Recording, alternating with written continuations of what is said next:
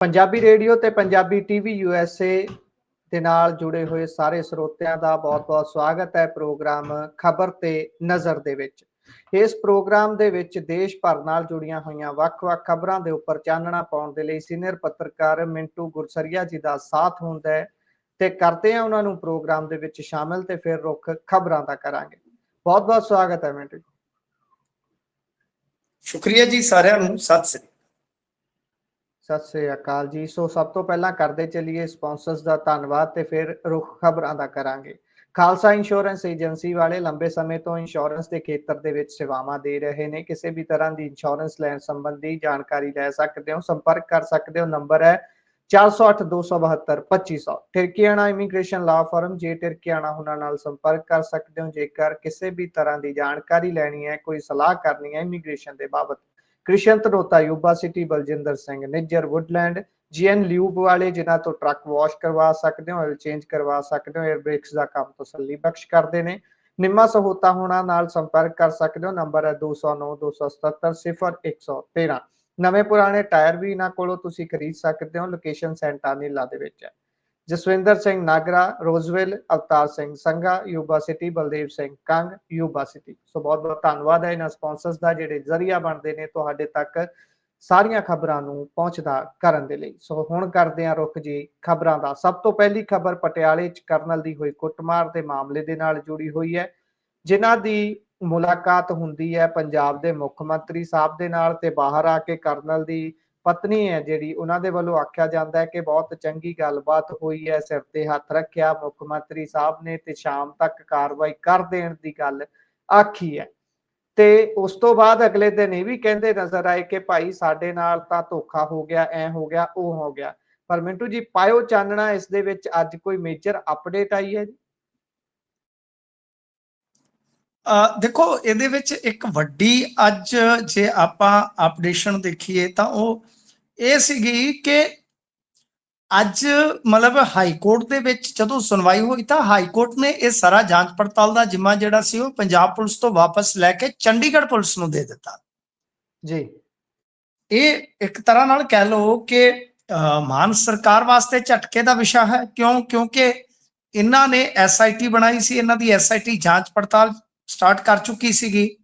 ਉਹਨਾਂ ਨੇ ਕੁਝ ਬਿਆਨਾਤ ਵੀ ਮੇਰੇ ਖਿਆਲ ਦੇ ਨਾਲ ਬਈ ਇਹ ਸਾਰਾ ਕੁਝ ਜਿਹੜਾ ਹੈ ਨਾ ਉਹ ਕੀਤਾ ਸੀਗਾ ਤਾਂ ਉਹਨੂੰ ਉੱਥੇ ਹੀ ਰੋਕ ਦਿੱਤਾ ਤੇ ਨਾਲ ਹਾਈ ਕੋਰਟ ਨੇ ਕਿਹਾ ਕਿ ਜਿੰਨਾ ਵੀ ਰਿਕਾਰਡ ਆ ਹੁਣ ਜਿਹੜੀ ਚੰਡੀਗੜ੍ਹ ਪੁਲਿਸ ਜਾਂਚ ਕਰੂਗੀ ਉਹਨੂੰ ਹੈਂਡਓਵਰ ਕਰ ਦਿਓ।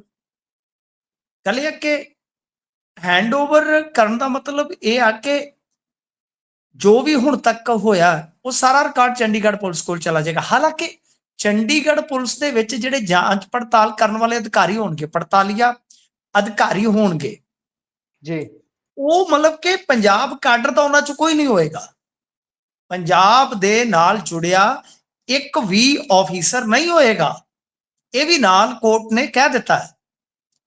ਦੇਖੋ, ਇਹਦੇ ਚ ਹੁਣ ਆਪਾਂ ਜੇ ਮਾਮਲੇ ਨੂੰ ਚੰਗੀ ਤਰ੍ਹਾਂ ਪੜਚੋਲੀਏ ਕਿ ਠੀਕ ਹੈ, ਮਾਨ ਸਰਕਾਰ ਵਾਸਤੇ ਝਟਕਾ ਹੈ ਕਿ ਇਹਨਾਂ ਦੀ ਬਣਾਈ ਐਸਆਈਟੀ ਨੂੰ ਰੋਕ ਦਿੱਤਾ ਗਿਆ, ਠੀਕ ਹੈ ਜੀ। ਪਰੰਤੂ ਜੇ ਆਪਾਂ ਹੁਣ ਇੱਕ ਚੀਜ਼ ਨੂੰ ਥੋੜਾ ਜਿਹਾ ਲੌਜੀਕਲੀ ਸੋਚੀਏ, ਵਿਚਾਰੀਏ ਤਾਂ ਮੇਰੇ ਖਿਆਲ ਦੇ ਨਾਲ ਇਹਦੇ ਵਿੱਚ ਮਾਨ ਸਰਕਾਰ ਘਾਟੇ 'ਚ ਵੀ ਤਾਂ ਨਹੀਂ ਰਹੀ ਨਾ। ਤੁਸੀਂ ਇੱਕ ਚੀਜ਼ ਨੂੰ ਥੋੜਾ ਜਿਹਾ ਗੌਰ ਦੇ ਨਾਲ ਸਮਝੋ ਕਿ ਜਦ ਇਹਨਾਂ ਨੂੰ ਉੱਥੇ ਸਕੰਜੇ 'ਚ ਲੈ ਲਿਆ ਗਿਆ, ਹਾਈ ਕੋਰਟ ਨੇ ਮਤਲਬ ਇਹਨਾਂ ਦੇ ਜਿਹੜੇ ਹੈਗੇ ਸੀਗੇ ਨਾਨਕ ਸਿੰਘ ਐਸਐਸਪੀ, ਉਹਨਾਂ ਨੂੰ ਘੇਰ ਲਿਆ, ਰਿਕਾਰਡ ਵਾਸਤੇ ਕਿਹਾ ਕਿ ਰਿਕਾਰਡ ਲੈ ਕੇ ਆਓ ਇਤਿਆਦਿਕ ਜਦੋਂ ਗੱਲਾਂ ਹੋਈਆਂ ਤਾਂ ਉਹਨਾਂ ਨੇ ਤੇ ਇਸ ਤਰੀਕ ਤੇ ਜਾ ਕੇ ਇਹ ਸਿੱਧ ਕਰਨਾ ਸੀਗਾ। ਕਿਉਂਕਿ ਉਹ ਕਹਿੰਦੇ ਜੀ ਕਿ ਸਾਡੀ ਪੁਲਿਸ ਤੇ ਰੁੱਝੀ ਹੋਈ ਸੀ ਉਹਨਾਂ ਦਿਨਾਂ ਦੇ ਵਿੱਚ, ਤਾਂ ਐਫਆਈਆਰ ਨਹੀਂ ਹੋਈ। ਤਾਂ ਉਹਨਾਂ ਨੇ ਤੇ ਜਾ ਕੇ ਸਿੱਧ ਕਰਨਾ ਸੀਗਾ ਕਿ ਕੀ ਤੁਹਾਡੇ ਏਰੀਏ ਦੇ ਵਿੱਚ ਉਸ ਦਿਨ ਕੋਈ ਵੀ ਐਫਆਈਆਰ ਨਹੀਂ ਹੋਈ। ਨਾਲੇ ਸੀਡੀਆਰ ਮੰਗੀ ਗਈ ਸੀਗੀ ਨਾਨਕ ਸਿੰਘ ਦੀ ਸੀਡੀਆਰ, ਮਤਲਬ ਕਿ ਕਾਲ ਡਿਟੇਲ ਰਿਕਾਰਡ, ਕਿ ਉਹ ਮਤਲਬ ਕਿ ਕਹਿੰਦੇ ਜੀ ਕਿ ਮੈਨੂੰ ਪਤਾ ਨਹੀਂ ਲੱਗਿਆ, ਜਦ ਕਿ ਕਰਨਲ ਦੇ ਇੱਕ ਰਿਸ਼ਤੇਦਾਰ ਨੂੰ ਉਹਨਾਂ ਨੇ ਫੋਨ ਕੀਤਾ ਜਿਨ੍ਹਾਂ ਦਾ ਦਾਵਾ ਹੈ ਕਿ ਉਹਨਾਂ ਨੇ ਆਪ ਕਿਹਾ ਕਿ ਇਹਨਾਂ ਤੋਂ ਗਲਤੀ ਹੋ ਗਈ ਹੈ। ਤਾਂ ਉਹਦੇ ਵਿੱਚ ਪੰਜਾਬ ਪੁਲਿਸ ਬਹੁਤ ਬੁਰੀ ਤਰ੍ਹਾਂ ਫਸ ਸਕਦੀ ਸੀ। ਪਰ ਇਤੋਂ ਵੀ ਜਿਹੜੀ ਅਗਲੀ ਗੱਲ ਹੈ ਸਾਹਿਬ, ਇਤੋਂ ਵੀ ਜਿਹੜੀ ਅਗਲੀ ਗੱਲ ਹੈ ਉਹ ਤੇ ਇਹ ਆ ਨਾ ਕਿ ਜੇ ਮੰਨ ਲਓ ਸੀਬੀਆਈ ਕੋਲ ਜਾਂਚ ਜਾਂਦੀ ਤਾਂ ਸ਼ਾਇਦ ਜੋ ਇਹਨਾਂ ਨੇ ਦਿਨ ਦੇ ਵਿੱਚ ਐਨਕਾਊਂਟਰ ਕੀਤਾ ਸੀਗਾ ਨਾਭੇ ਦੇ ਲਾਗੇ ਇੱਕ ਪਿੰਡ ਦੇ ਵਿੱਚ ਇੱਕ ਬੱਚੇ ਨੂੰ ਜਦੋਂ ਅਗਵਾ ਕੀਤਾ ਗਿਆ ਸੀਗਾ, ਯਾਦ ਹੋਣਾ ਤੁਹਾਨੂੰ, 6/2 ਤੋਂ, ਤਾਂ ਜਿਹੜਾ ਉਹ ਬੱਚਾ ਅਗਵਾ ਕਰਤਾ ਦੇ ਚੁੰਗਲ ਚ ਸੀ, ਉਸਨੂੰ ਛਡਾਉਣ ਦੇ ਨਾਂ ਤੇ, ਉਸਨੂੰ ਜਦੋਂ ਛੁਡਾਇਆ ਗਿਆ ਹੈ ਤਾਂ ਉਹਦੇ ਨਾਂ ਤੇ ਜੋ ਐਨਕਾਊਂਟਰ ਹੋਇਆ ਉਹਦੇ ਵਿੱਚ ਬਹੁਤ ਵੱਡੇ ਸਵਾਲ ਨੇ ਨਾ। ਤਾਂ ਉਸ ਐਨਕਾਊਂਟਰ ਦਾ ਵੀ ਤੇ ਮਸਲਾ ਖੁੱਲ ਸਕਦਾ ਸੀ, ਚਾਹੇ ਝੂਠਾ ਚਾਹੇ ਸੱਚਾ, ਕੁਝ ਵੀ ਜਾਂਚ ਪੜਤਾਲ ਤੇ ਤੁਰ ਸਕਦੀ ਸੀਗੀ ਨਾ। ਸੋ ਉਸ ਲਿਹਾਜ਼ ਨਾਲ ਦੇਖੀਏ ਤਾਂ ਪੰਜਾਬ ਪੁਲਿਸ ਦੀ ਮੇਰੇ ਖਿਆਲ ਦੇ ਨਾਲ ਤੇ ਸਸਤੇ 'ਚ ਜਾਨ ਛੁੱਟ ਗਈ ਫਿਲਹਾਲ। ਪਰ ਦੂਜੇ ਪਾਸੇ ਹੋ ਸਕਦਾ ਹੈ ਕਿ ਪੰਜਾਬ ਪੁਲਿਸ ਸੁਪਰੀਮ ਕੋਰਟ ਵੀ ਚਲੀ ਜਾਵੇ, ਸੁਪਰੀਮ ਕੋਰਟ ਵੀ ਚਲੀ ਜਾਵੇ, ਪਰ ਮੁਸ਼ਕਲ ਹੈ ਕਿਉਂਕਿ ਉਹ ਚਾਹਣਗੇ ਕਿ ਪੰਜਾਬ ਦੀ ਜਿਹੜੀ ਇਹ ਜਾਂਚ ਪੜਤਾਲ ਚੰਡੀਗੜ੍ਹ ਪੁਲਿਸ ਕੋਲ ਗਈ ਹੈ, ਚੰਡੀਗੜ੍ਹ ਪੁਲਿਸ ਕਰ ਲਵੇ। ਪਰ ਦੂਜੇ ਪਾਸੇ ਜੇ ਆਪਾਂ ਦੇਖੀਏ ਤਾਂ ਪੀੜਤ ਧਿਰ ਵੀ ਇਸ ਗੱਲ ਤੇ ਖੁਸ਼ ਹੋ ਸਕਦੀ ਹੈ, ਮਤਲਬ ਕਿ ਥੋੜੀ ਬਹੁਤ ਰਾਹਤ ਪੁਲਿਸ ਨੂੰ ਹੈ, ਥੋੜੀ ਬਹੁਤ ਰਾਹਤ ਜਿਹੜੀ ਹੈ ਉਹ ਪੀੜਤ ਧਿਰ ਵੀ ਮਹਿਸੂਸ ਕਰ ਸਕਦੀ ਹੈ ਕਿ ਐਟਲੀਸਟ ਇਹਨਾਂ ਦੇ ਕੋਲੋਂ ਤੇ ਜਾਂਚ ਪੜਤਾਲ ਜਿਹੜੀ ਆ ਉਹ ਤੀਜੀ ਧਿਰ ਕੋਲ ਚਲੇ ਗਈ ਹੈ ਨਾ, ਤ੍ਰਿਆਕਲ ਕੋਲ ਚਲੀ ਗਈ ਹੈ, ਕਿਉਂਕਿ ਇਹਨਾਂ ਕੋਲ ਤੇ ਉਮੀਦ ਕਰਨੀ ਹੀ ਬੇਮਾਨੇ ਹੈ। ਸੋ ਇਸ ਵਾਸਤੇ ਦੋਵਾਂ ਧਿਰਾਂ ਦੀ ਮੇਰੇ ਖਿਆਲ ਦੇ ਨਾਲ ਉੱਥੇ ਰਹਿ ਗਈ ਆ। ਬਾਕੀ ਹੁਣ ਚੰਡੀਗੜ੍ਹ ਪੁਲਿਸ ਕਿਸ ਤਰ੍ਹਾਂ ਜਾਂਚ ਪੜਤਾਲ ਕਰਦੀ ਆ, ਕਿਵੇਂ ਉਹ ਸਭ ਕੁਝ ਜੋੜਦੀ ਆ ਕੜੀਆਂ ਨੂੰ, ਫਿਰ ਦੁੱਧ ਦਾ ਦੁੱਧ ਪਾਣੀ ਦਾ ਪਾਣੀ ਕਰਦੀ ਆ, ਤਾਂ ਮਤਲਬ ਕਿ ਉਹਦੇ ਵਿੱਚ ਕਿਹੜੇ ਕਿਹੜੇ ਆਫੀਸਰ ਸ਼ਾਮਲ ਹੋਣਗੇ ਉਹ ਤੇ ਬਾਅਦ ਦੀ ਗੱਲ ਹੈ। ਪਰ ਫਿਲਹਾਲ ਵੱਡੀ ਇਸ ਮਾਮਲੇ ਦੇ ਵਿੱਚ ਅੱਜ ਦੀ ਕਹਿ ਲਓ ਕਿ ਅਪਡੇਟ ਜਿਹੜੀ ਆ ਉਹ ਇਹੋ ਆ ਕਿ ਕਰਨਲ ਮਾਮਲੇ ਦੀ ਜਿਹੜੀ ਜਾਂਚ ਪੜਤਾਲ ਆ ਉਹ ਹੁਣ ਚੰਡੀਗੜ੍ਹ ਪੁਲਿਸ ਕਰੇਗੀ। ਦੂਜੀ ਗੱਲ ਕਿ ਅੱਜ ਪੀੜਤ ਪਰਿਵਾਰ ਨੇ ਯਾਨੀ ਕਰਨਲ ਦੀ ਫੈਮਿਲੀ ਨੇ ਦਾਅਵਾ ਕੀਤਾ ਕਿ ਉਹਨਾਂ ਦੀ ਜਸੂਸੀ ਕਰਦਾ ਇੱਕ ਬੰਦਾ ਵੀ ਉਹਨਾਂ ਨੇ ਫੜਿਆ, ਜਿਹਦੇ ਵਿੱਚ ਮਤਲਬ ਕਿ ਅੱਗੇ ਜਾ ਕੇ ਇਹ ਜਦੋਂ ਫੋਨ ਵਗੈਰਾ ਚੈੱਕ ਕੀਤਾ ਤਾਂ ਕਹਿੰਦੇ ਕਿ ਉਹ ਆਈਬੀ ਨਾਲ ਵੀ ਸੰਬੰਧਿਤ ਹੋ ਸਕਦਾ ਕਿਉਂਕਿ ਇਸ ਤਰ੍ਹਾਂ ਦੇ ਕੰਟੈਕਟ ਉਹਨੇ ਸੇਵ ਕਰ ਰੱਖੇ ਸਨ। ਤਾਂ ਤੁਸੀਂ ਸੋਚ ਸਕਦੇ ਹੋ ਕਿ ਕਹਾਣੀ ਕਿੱਧਰ ਨੂੰ ਚੱਲ ਰਹੀ ਹੈ। ਇਹ ਵੀ ਹੁਣ ਸੋਚਣ ਵਿਚਾਰਨ ਦਾ ਵਿਸ਼ਾ ਹੈ ਕਿ ਕਰਨਲ ਦੀ ਵਾਈਫ ਦੀ ਜਸੂਸੀ ਕੌਣ ਕਰਵਾ ਰਿਹਾ ਸੀ। ਹਾਲਾਂਕਿ ਉਹਨਾਂ ਨੇ ਕਿਹਾ ਕਿ ਸਾਡੇ ਨਾਲ ਕੁਝ ਵੀ ਹੋ ਸਕਦਾ, ਇਸ ਵਾਸਤੇ ਅਸੀਂ ਤਾਂ ਗੱਡੀ ਦੇ ਪਿੱਛੇ ਤੇ ਗੱਡੀ ਦੇ ਅੱਗੇ ਵੀ ਕੈਮਰੇ ਲਵਾਉਣ ਨੂੰ ਫਿਰਦੇ ਆ, ਇੰਨੀ ਡਰੀ ਹੋਈ ਆ ਉਹਨਾਂ ਦੀ ਫੈਮਿਲੀ ਜੀ। ਜਦੋਂ ਇਹੋ ਜਿਹੇ ਹਾਲਾਤ ਹੁੰਦੇ ਨੇ ਤਾਂ ਉਦੋਂ ਕਿਹਾ ਜਾਂਦਾ ਹੈ ਕਿ ਲੱਸੀ ਦਾ ਕੀ ਕਹਿੰਦੇ ਹੁੰਦੇ, ਦੁੱਧ ਦਾ ਜਲਿਆ ਬੰਦਾ ਲੱਸੀ ਨੂੰ ਵੀ ਫੂਕਾ ਮਾਰ ਮਾਰ ਪੀਂਦਾ। ਤੇ ਆਪਾਂ ਚਲੀਏ ਅਗਲੀ ਖਬਰ ਤੇ। ਅੱਗ ਦਾ ਸੜਿਆ ਟਟਾਣੇ ਤੋਂ ਵੀ ਡਰਦਾ। ਜੀ ਜੀ ਜੀ। ਤੇ ਜੇ ਦੇਸੀ ਭਾਸ਼ਾ ਚ ਹੋਰ ਮਵਾਲੀ ਭਾਸ਼ਾ ਚ ਸੁਣਨੀ ਤੇ ਕਹਿੰਦੇ ਜੇ ਮਤਲਬ ਕਿ ਡਰੇ ਹੋਏ ਬੰਦੇ ਨੂੰ ਡਾਕੀਆ ਵੀ ਪੁਲਿਸ ਵਾਲਾ ਹੀ ਲੱਗਦਾ। ਜੀ ਜੀ, ਸਹੀ ਗੱਲ ਹੈ। ਸੋ ਸਾਡੀ ਪੰਜਾਬੀ ਮਾਂ ਬੋਲੀ ਦੀ ਇਹ ਵੀ ਬੜੀ ਖਾਸੀਅਤ ਹੈ ਕਿ ਇੱਕ ਗੱਲ ਨੂੰ ਕਹਿਣ ਦੇ ਕਿੰਨੇ ਤਰੀਕੇ ਨੇ, ਇਹ ਵੀ ਆਪਣੀ ਖੂਬਸੂਰਤੀ ਹੈ। ਚਲੋ ਅਗਲੀ ਖਬਰ ਤੇ ਚੱਲੀਏ ਤਾਂ ਉਧਰ ਜਗਜੀਤ ਸਿੰਘ ਡੱਲੇਵਾਲ ਸਾਹਿਬ, ਜਿਨ੍ਹਾਂ ਦਾ ਪਹਿਲਾਂ ਬਹੁਤ ਜ਼ਿਆਦਾ ਉਭਾਰ ਹੋਇਆ ਜਦੋਂ ਮਰਨ ਵਰਤ ਉਹਨਾਂ ਦੇ ਵੱਲੋਂ ਭੁੱਖ ਹੜਤਾਲ ਦੇ ਰੂਪ ਚ ਸ਼ੁਰੂ ਹੀ ਕੀਤਾ ਜਾਂਦਾ ਹੈ, ਤੇ ਫਿਰ ਉਹ ਉਭਾਰ ਕਿਵੇਂ ਠੰਡਾ ਪੈਂਦਾ ਗਿਆ ਤੇ ਅੰਤ ਚ ਹੁਣ ਜਿਹੜੀ ਸਥਿਤੀ ਹੈ ਉਹ ਸਾਰਿਆਂ ਦੇ ਸਾਹਮਣੇ ਹੈ। ਤੇ ਅੱਜ ਕਹਿੰਦੇ ਉਹ ਆਪਣੇ ਪਿੰਡ ਪਹੁੰਚ ਗਏ ਨੇ, ਤੇ ਪਿੰਡ ਪਹੁੰਚਦਿਆਂ ਜਦੋਂ ਮੀਡੀਆ ਨਾਲ ਫਿਰ ਮੁਖਾਤਬ ਹੁੰਦੇ ਨੇ ਫਿਰ ਸਵਾਲ ਤਾਂ ਹੋਣਗੇ ਵਿੱਚ। ਮੀਡੀਆ ਵਾਲੇ ਤਾਂ ਇਹ ਵੀ ਪੁੱਛੀ ਜਾਂਦੇ ਨੇ ਭਾਈ ਵੀ ਤੁਸੀਂ ਸਹਿਮਤੀ ਦੇ ਨਾਲ ਹੀ ਸਾਰਾ ਕੁਝ ਕਰਾਇਆ, ਤੁਹਾਨੂੰ ਇਹ ਵੀ ਗੱਲਾਂ ਨਿਕਲ ਕੇ ਸਾਹਮਣੇ ਆ ਰਹੀਆਂ ਨੇ, ਪਾਇਓ ਜ਼ਰਾ ਚਾਨਣਾ ਕੀ ਕਹਿ ਰਹੇ ਨੇ। ਦੇਖੋ ਇਹ ਵੀ ਤਾਂ ਹੁਣ ਇੱਕ ਤਰ੍ਹਾਂ ਨਾਲ ਕਹਿ ਲਓ ਕਿ ਬੜਾ ਵੱਡਾ ਵਿਸ਼ਾ ਹੈ ਨਾ ਕਿ ਅੱਜ ਜਦੋਂ ਉਹ ਬਾਹਰ ਆਏ ਨੇ ਡਿਸਚਾਰਜ ਹੋ ਕੇ ਹਸਪਤਾਲ ਦੇ ਵਿੱਚੋਂ, ਤਾਂ ਉਹਨਾਂ ਦਾ ਜਿਹੜਾ ਐਨਰਜੀ ਲੈਵਲ ਸੀਗਾ, ਜੋ ਬੋਲਣ ਦਾ ਤਰੀਕਾ ਸੀਗਾ, ਉਹ ਸਾਰਿਆਂ ਨੂੰ ਇੱਕ ਵਾਰ ਫਿਰ ਸਕਤੇ ਚ ਪਾ ਗਿਆ ਕਿ ਕੀ ਕੋਈ ਵਿਅਕਤੀ 70-72 ਸਾਲ ਦੀ ਉਮਰ ਦੇ ਵਿੱਚ ਕੈਂਸਰ ਦਾ ਮਰੀਜ਼ ਹੋਣ ਤੇ ਬਾਵਜੂਦ 135-40 ਦਿਨ ਭੁੱਖਾ ਰਹਿ ਕੇ ਇੰਨੇ ਮਤਲਬ ਕਿ ਬਈ ਗਰਜਵੇਂ ਢੰਗ ਨਾਲ ਬੋਲ ਸਕਦਾ ਜੀ। ਤਾਂ ਪਹਿਲਾਂ ਤਾਂ ਉਹਨਾਂ ਤੋਂ ਉੱਠ ਕੇ ਬੈਠ ਹੀ ਨਹੀਂ ਸੀ ਹੁੰਦਾ। ਤੁਹਾਨੂੰ ਯਾਦ ਹੋਣਾ ਸ਼ੀਸ਼ੇ ਵਾਲੇ ਕੈਬਨ ਜੇ ਚ ਉਹਨਾਂ ਨੂੰ ਰੱਖਦੇ ਸਨ, ਯਾਦ ਆ ਤੁਹਾਨੂੰ। ਤਾਂ ਹੁਣ ਤਾਂ ਫਿਰ ਹਾਲਤ ਹੋਰ ਵੀ ਪਤਲੀ ਹੋ ਗਈ ਹੋਣੀ ਆ ਕਿਉਂਕਿ 10 ਦਿਨ ਵਿੱਚੋਂ ਪਾਣੀ ਦਾ ਵੀ ਤਿਆਗ ਕਰ ਰੱਖਿਆ ਜੀ। ਤਾਂ ਇਹ ਵੀ ਅੱਜ ਲੋਕਾਂ ਨੇ ਬੜੀ ਜਿਗਿਆਸਾ ਦੇ ਨਾਲ ਵੇਖਿਆ। ਦੇਖੋ ਮੈਂ ਤਾਂ ਕੁਝ ਨਹੀਂ ਕਹਿ ਸਕਦਾ ਕਿ ਉਹ ਖਾਂਦੇ ਨੇ ਪੀਂਦੇ ਨੇ ਜਾਂ ਦਵਾਈਆਂ ਦਾ ਅਸਰ ਆ, ਮੈਂ ਤਾਂ ਕੁਝ ਨਹੀਂ ਕਹਿ ਸਕਦਾ, ਪਰ ਉਹਨਾਂ ਦੇ ਜੋ ਅੰਦਾਜ਼ ਸੀਗੇ ਉਹਦੇ ਤੋਂ ਲੋਕ ਅੰਦਾਜ਼ੇ ਵੀ ਲਾ ਰਹੇ ਪਰ ਇਹਦੇ ਬਾਅਦ ਜਿਹੜੀ ਸਭ ਤੋਂ ਵੱਡੀ ਗੱਲ ਗੌਰ ਕਰਨ ਵਾਲੀ ਆ, ਤੁਸੀਂ ਉਹ ਬਾਈਟ ਸੁਣੀ ਹੋਣੀ ਆ ਜਿਹੜੀ ਡੱਲੇਵਾਲ ਸਾਹਿਬ ਨੇ ਦਿੱਤੀ ਆ ਕੇ ਜੀ। ਤਾਂ ਉਹਦੇ ਵਿੱਚ ਇੱਕ ਬੜੀ ਹੀ, ਮੈਂ ਕਹੂੰਗਾ ਕਿ ਬੜੀ ਹੀ ਉਹਨਾਂ ਨੇ ਅਣਹੋਣੀ ਗੱਲ ਕੀਤੀ ਆ। ਉਹ ਮਤਲਬ ਕਿ ਨਾ ਸਿਰਫ ਇਹ ਕਹਿ ਰਹੇ ਨੇ ਕਿ ਭਗਵੰਤ ਮਾਨ ਨੇ ਅੰਦੋਲਨ ਦੀ ਪਿੱਠ ਦੇ ਵਿੱਚ ਛੁਰਾ ਨਹੀਂ ਮਾਰਿਆ, ਬਲਕਿ ਪੰਜਾਬ ਦੀ ਪੇਟ ਤੇ ਕਹਿ ਲਓ ਕਿ ਲੱਤ ਮਾਰੀ। ਪਰ ਜਿਹੜੀ ਸਭ ਤੋਂ ਵੱਡੀ ਗੱਲ ਕਹੀ ਆ ਨਾ ਉਹਨਾਂ ਨੇ, ਉਹ ਇਹ ਕਹੀ ਆ ਕਿ ਅਸੀਂ ਤੇ ਪੰਜਾਬ ਦਾ ਪਾਣੀ ਬਚਾਉਣ ਵਾਸਤੇ ਉੱਥੇ ਬੈਠੇ ਸੀ। ਕਿੱਥੇ ਬੁੱਢੀ ਦਾ ਮਰਨਾ ਤੇ ਕਿੱਥੇ ਹੱਲ ਉਕੜੂ। ਪੰਜਾਬ ਦਾ ਪਾਣੀ ਜੇ ਬਚਾਉਣਾ ਸੀ, ਤੁਸੀਂ ਸਰ ਉਸ ਬਾਈਟ ਨੂੰ ਦੁਬਾਰੇ ਸੁਣ ਸਕਦੇ ਹੋ। ਪਤਾ ਨਹੀਂ ਤਾਂ ਦਵਾਈਆਂ ਦਾ ਅਸਰ ਹੈ ਜੀ, ਜਾਂ ਕੋਈ ਜਿਹੜਾ ਉਹ ਪੁਲਿਸ ਵਾਲਿਆਂ ਤੋਂ, ਸਾਬਕਾ ਪੁਲਿਸ ਅਧਿਕਾਰੀਆਂ ਤੋਂ ਪਾਣੀ ਪੀਤਾ ਇਹਨਾਂ ਨੇ, ਜਾਂ ਕੋਈ ਉਹਦਾ ਅਸਰ ਹੋ ਗਿਆ, ਤੇਰਾ ਜਾਦੂ ਚੱਲ ਗਿਆ। ਬਈ ਇਹ ਤੇ ਜੇ ਪਾਣੀ ਪੰਜਾਬ ਦਾ ਬਚਾਉਣਾ ਤੇ ਫਿਰ ਦਿੱਲੀ ਕੀ ਲੈਣ ਜਾਣਾ? ਫਿਰ ਤਾਂ ਤੁਸੀਂ ਆਪਣੇ ਘਰ ਦੇ ਵਿੱਚ ਹੀ ਤੁਸੀਂ ਮੁਹਿੰਮ ਛੇੜੋ ਨਾ। ਤੇ ਫਿਰ ਤਾਂ ਮਾਨ ਸਰਕਾਰ ਨੇ ਮਤਾ ਹੀ ਲੈ ਆਂਦਾ ਸੀ ਧਰਤੀ ਹੇਠਲੇ ਪਾਣੀ ਨੂੰ ਬਚਾਉਣ ਵਾਸਤੇ। ਦਰਿਆਵਾਂ ਦਾ ਪਾਣੀ ਜਿਹੜਾ ਉਹਦੇ ਤੇ ਅੱਡ ਲਾਓ ਮੋਰਚਾ। ਜੇ ਉਹਨੂੰ ਬਚਾਉਣ ਦੀ ਗੱਲ ਕਰਦੇ ਹੋ, ਕਿਹੜੇ ਪਾਣੀ ਦੀ ਗੱਲ ਕਰਦੇ, ਕੋਈ ਸਮਝ ਨਹੀਂ ਆਈ ਮੇਰੇ ਵਾਸਤੇ। ਤੇ ਇਹ ਕਹਿ ਲਓ ਕਿ ਚੰਬੇ ਵਾਲੀ ਗੱਲ ਆ, ਅਚਰਜ ਵਾਲੀ ਗੱਲ ਆ ਕਿ ਮੰਗਾਂ ਤੇ ਤੁਹਾਡੀਆਂ ਏਡੀਆਂ ਤਗੜੀਆਂ ਸੀ, ਤੁਸੀਂ ਕਹਿੰਦੇ ਹੋ ਕਿ ਅਸੀਂ ਪਾਣੀ ਬਚਾਉਣ ਵਾਸਤੇ ਉੱਥੇ ਬੈਠੇ ਸਾਂ। ਸਮਝੋ ਤੂੰ ਬਾਹਰ ਆ ਗੱਲ। ਤਾਂ ਖੈਰ ਬਾਕੀ ਇਹਨਾਂ ਨੇ ਕਿਹਾ ਜਾਣ ਲੱਗਿਆ ਕਿ ਭਾਈ ਅਸੀਂ ਕਰਾਂਗੇ, ਹੁਣ ਮੁੜ ਤੋਂ ਵਿਚਾਰਾਂ ਕਰਾਂਗੇ, ਦੀਰਘ ਵਿਚਾਰਾਂ ਹੋਣਗੀਆਂ, ਉਸ ਤੋਂ ਬਾਅਦ ਅਸੀਂ ਦੇਸ਼ ਵਿਆਪੀ ਅੰਦੋਲਨ ਕਰਾਂਗੇ ਜੀ। ਨਾ ਹੀ ਇਹਨਾਂ ਨੇ ਇਹ ਆਖਣ ਤੋਂ ਗਰੇਜ਼ ਕੀਤਾ, ਕਹਿੰਦੇ ਜੀ ਕਿ ਇਹ ਗੱਲ ਕਹਿੰਦੇ ਸੀਗੇ ਕਿ ਪੰਜਾਬ ਦਾ ਅੰਦੋਲਨ ਆ। ਤੁਸੀਂ ਦੇਖੋ ਤਮਿਲਨਾਡੂ 'ਚ ਇੱਕ ਰੇਲ ਰੋਕੀ ਕਿਸਾਨਾਂ ਨੇ, ਲਓ ਇੱਕ ਰੇਲ ਰੋਕਣ ਦੇ ਨਾਲ ਹੁਣ ਇਹ ਦੇਸ਼ ਵਿਆਪੀ ਅੰਦੋਲਨ ਬਣ ਗਿਆ ਇਹਨਾਂ ਦਾ। ਇਹ ਤੇ ਪੰਜਾਬ ਵਿਆਪੀ ਵੀ ਨਾ ਬਣਿਆ ਜੀ, ਕਿਉਂਕਿ ਐਸਕੇਐਮ ਦਾ ਇੱਕ ਜਿਹੜਾ ਧੜਾ ਸੀਗਾ ਉਹ ਤੇ ਸ਼ਾਮਲ ਹੀ ਨਹੀਂ ਨਾ ਹੋਇਆ ਸਿੱਧੇ ਤੌਰ ਤੇ। ਉਹ ਤੇ ਹੁਣ ਵੀ ਨਹੀਂ, ਉਹ ਤੇ ਕਹਿੰਦੇ ਕਿ ਅਸੀਂ ਤੇ ਟਰੰਪ ਤੇ ਮੋਦੀ ਦੇ ਪੁਤਲੇ ਫੂਕਣੇ ਪਹਿਲਾਂ ਤਾਂ, ਇੱਧਰ ਕਰਦੇ ਆ ਗੱਲ ਫਿਰ ਵੇਖਾਂਗੇ।